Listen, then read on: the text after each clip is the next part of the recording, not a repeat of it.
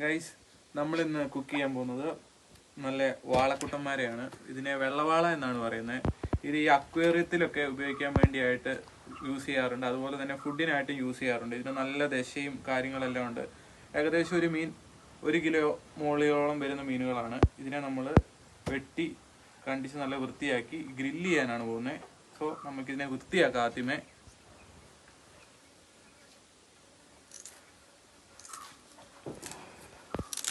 നമുക്ക് ഈ ചെറിയ ചിറകുകളെല്ലാം കത്രി ഉപയോഗിച്ച് കട്ട് ചെയ്യാൻ പറ്റും. പക്ഷെ ഇതുണ്ടോ, ഇതൊക്കെ നല്ല കട്ടിയുള്ളതാണ്. അപ്പോൾ നമുക്ക് എന്തായാലും ഇത് കൂട്ടാൻ ഈ കത്തി ഉപയോഗിച്ച് തന്നെ വെട്ടിക്കളയണം. എന്നാലേ പെട്ടെന്ന് ക്ലീൻ ചെയ്തെടുക്കാൻ പറ്റുള്ളൂ. അപ്പോൾ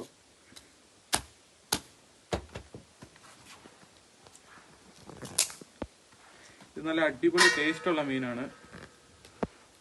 നിങ്ങൾക്ക് എല്ലാവർക്കും എളുപ്പത്തിൽ ഇതിനെ കിട്ടും.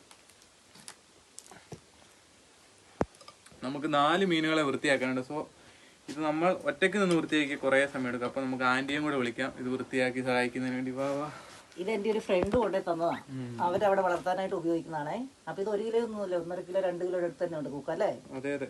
നമുക്ക് വളരെ പെട്ടെന്ന് വൃത്തിയാക്കിയിട്ട് ഗ്രില്ല് ചെയ്യാനായിട്ട് പോവാം.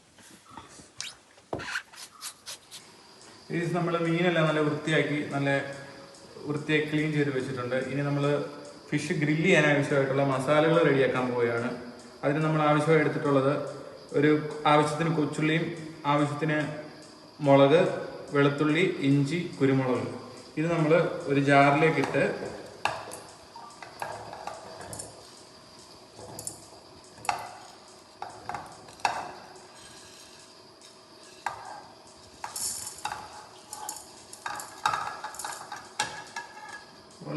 വളരെ കുറച്ച് മസാലകളൊക്കെ യൂസ് ചെയ്യുന്നുള്ളൂ. പിന്നെ ഒരു ശകലം പെരിഞ്ചീരകം കൂടി ഇടുന്നുണ്ട്. ഒരു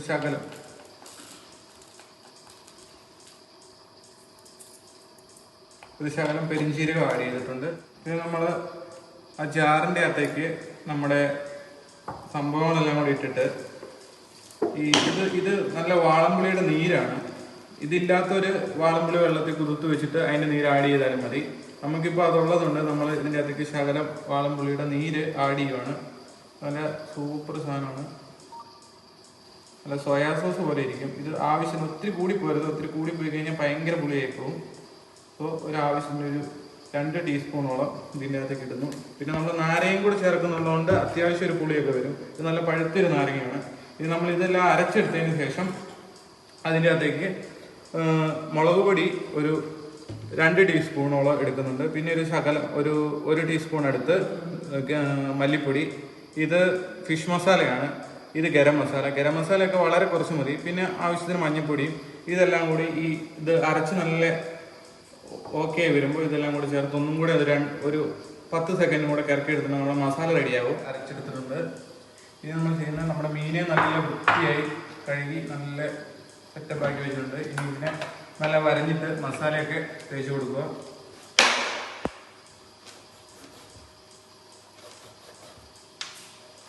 ഇതിലെ മസാല നമുക്ക് ഇതിലേക്ക് തേച്ച് പിടിപ്പിക്കാം നല്ലതുപോലെ. ഈ മസാലയൊക്കെ തേച്ച് കഴിഞ്ഞ് ഒരു 2-2.5 മണിക്കൂറൊക്കെ റെസ്റ്റ് ചെയ്യാൻ പറ്റുന്ന നല്ല മസാലയൊക്കെ നമുക്ക് പിടിക്കാം. ഒരു 2-2.5 മണിക്കൂർ വെച്ച് കഴിഞ്ഞാൽ അടിപൊളിയായിരിക്കും. നല്ല വൃത്തിക്ക് ഈ വരഞ്ഞോടത്തൊക്കെ നല്ല തേച്ച് പിടിപ്പിച്ച്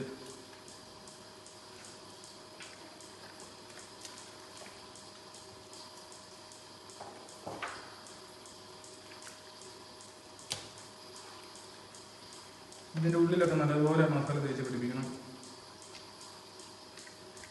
ഗൈസ്, നമ്മുടെ മീനെ നല്ല മസാലയൊക്കെ തേച്ച് ഒരു 2-2.5 മണിക്കൂർ വെക്കുകയാണെങ്കിൽ അത്ര നല്ലത്. നമ്മൾ 2 മണിക്കൂറോളം വെച്ചിട്ടുണ്ട്.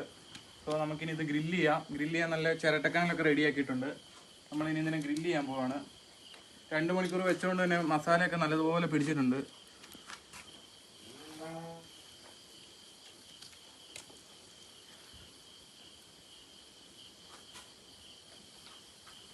നോക്കണം.